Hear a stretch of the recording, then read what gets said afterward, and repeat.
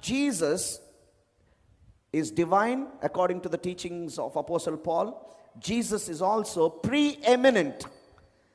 The word here, the firstborn over all creation, does not mean that Jesus is created being, or at one point of time in the history, God gave birth to his son Jesus Christ.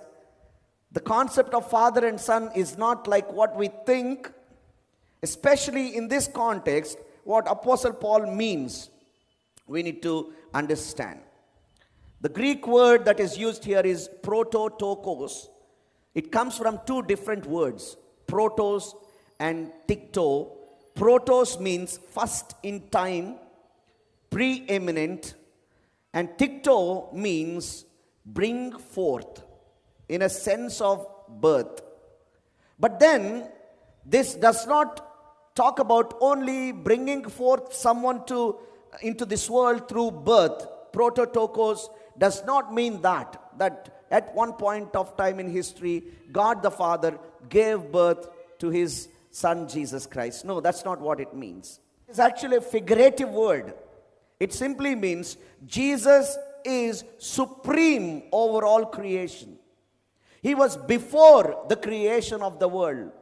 That's why, if you would like to see what Apostle Paul is trying to say here, you have to go to the next verse, because you should not take any verse out of context. Verse 15 he says, the firstborn over all creation. Verse 16 he says, for, because. That means there is a connection between those verses. He is the firstborn of all creation, because in him all things were created. What Paul was trying to tell us is not how Jesus came into existence. He was trying to tell us how everything came into existence through Jesus. He was conveying the understanding that Jesus is preeminent to all the creation.